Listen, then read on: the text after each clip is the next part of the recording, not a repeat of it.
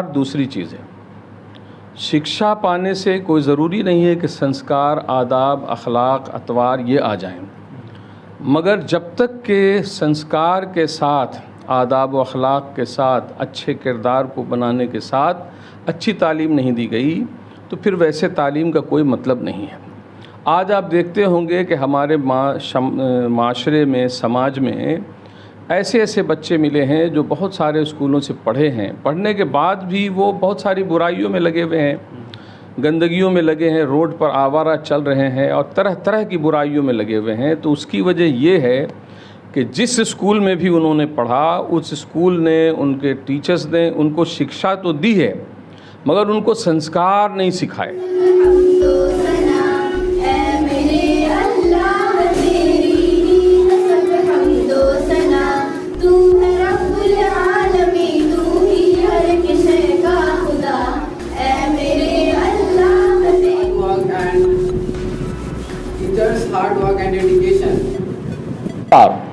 मैं अभी मौजूद हूँ सुफ़ा स्मार्ट स्कूल, दरगाह रोड में, पटना।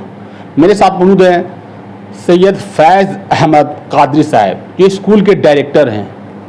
यहाँ पे किस तरह की पढ़ाई होती है, हॉस्टल की व्यवस्था है, खाने की व्यवस्था है, किस तरह के इंतज़ामात हैं, वो तमाम बातें हम सैयद फैज़ अहमद कादरी साहब से ही जानना चाहेंगे। तमाम व्यवस्था क्या क्या है, किस तरह से यहाँ पे एजुकेशन की तैयारी बच्चों लोग को की जा रही है। बिस्मिल्लाहिर्रहमानिर्रहीम। सबसे पहले तो मैं आपका, आपके चैनल का शुक्रिया अदा करता हूँ, थैंक्स कहता हूँ, बहुत बहुत धन्यवाद कि आप यहाँ पर आए, तशरीफ़ लाए। और सबसे और बड़ी खुशी की बात यह है कि आज आप टीचर्स डे के अवसर पर आए हैं।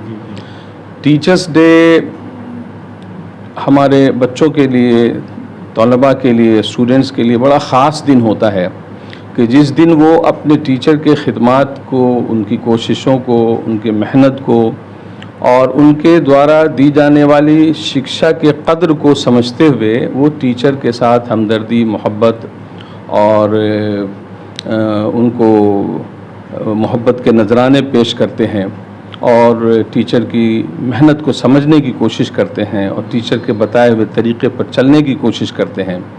ये बड़ा दिन है सारे टीचर्स के लिए।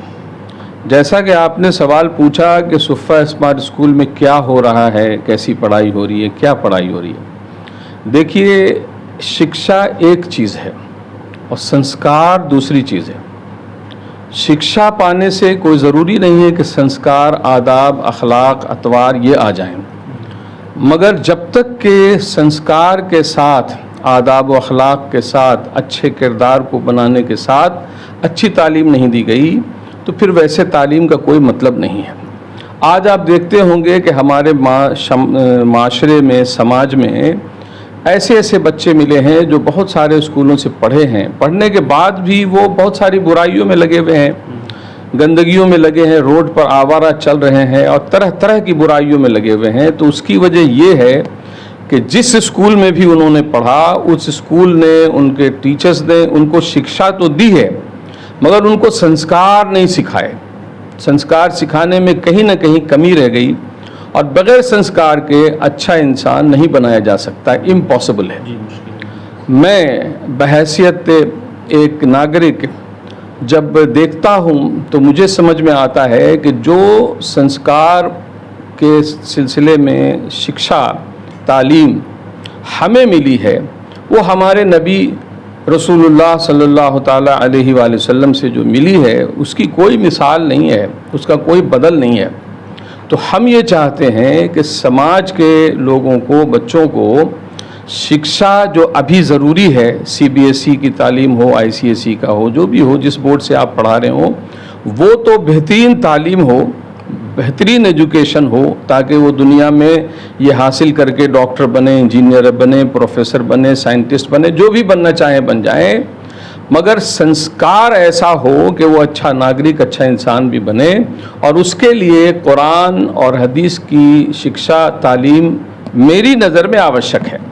इस वजह से हमने यहाँ पर कोशिश की है कि CBSE की बहुत अच्छी तालीम देने के साथ अच्छे संस्कार और अच्छे आदाब व अखलाक सिखाने के लिए कुरान और हदीस की तालीम के मुताबिक सिखाया जाएगा।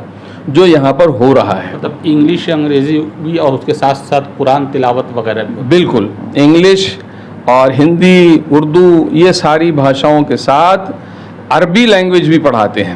یہ وہ انسٹیٹیوشن ہے جہاں کے عربک لینگویج کا گرامر بھی پڑھاتے ہیں، عربی بھاشا پڑھاتے ہیں، تاکہ اس کو قرآن کو پڑھنے میں آسانی حاصل ہو، سمجھنے میں آسانی حاصل ہو، اور وہ سمجھ سکے، اپنے نبی کے پیغام کو، دین کے پیغام کو سمجھے اور اس کو اپنی زندگی میں اپنے اتارے، اس پہ عمل میں لائے، جس سے کہ وہ اچھا انسان بن سکے.